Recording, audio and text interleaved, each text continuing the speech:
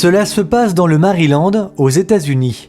Les Américains n'étant jamais à court d'idées lorsqu'il s'agit de proposer des lois concernant les femmes et en particulier lorsqu'il s'agit de leur grossesse.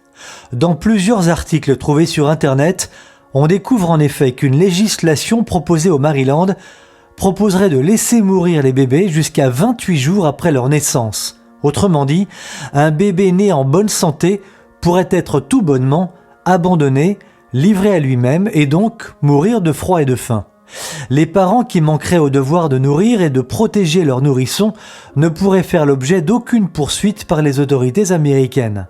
L'information en France est passée totalement inaperçue. Jeanne Smith, bonjour. Vous êtes journaliste et notamment spécialiste de ces questions liées, je ne me trompe pas, à tout ce qui touche à l'enfance et à la préenfance.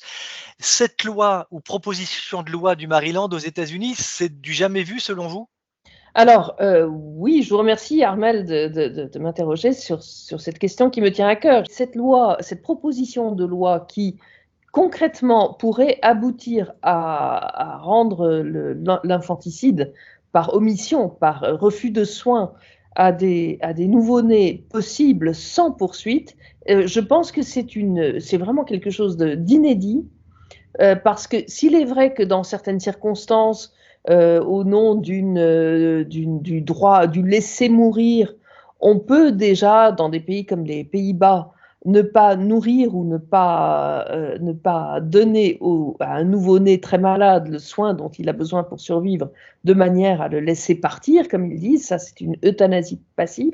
Ici, on a quelque chose qui est tout à fait nouveau, parce que c'est une possibilité de tout simplement ne pas poursuivre la mère ou les médecins qui ne prennent pas soin d'un enfant, systématiquement. Vous parlez d'infanticide, on peut aller jusque-là.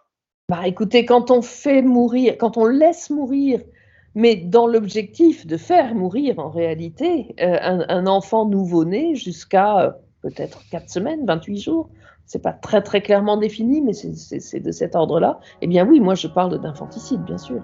En vertu de la loi sur le refuge, un parent en détresse qui ne peut ou ne veut pas s'occuper de son nourrisson peut en abandonner la garde en toute sécurité, sans qu'aucune question ne soit posée. C'est ce qu'explique le département des services sociaux du Maryland, précisant « Les nouveau-nés peuvent être laissés dans les hôpitaux ou dans les postes de police ». Rappelons qu'en France, l'avortement libre de plein droit et sans condition jusqu'à 14 semaines vient d'être récemment autorisé. Depuis février 2022, en effet, le délai légal pour avoir recours à l'IVG est ainsi porté de 12 à 14 semaines de grossesse.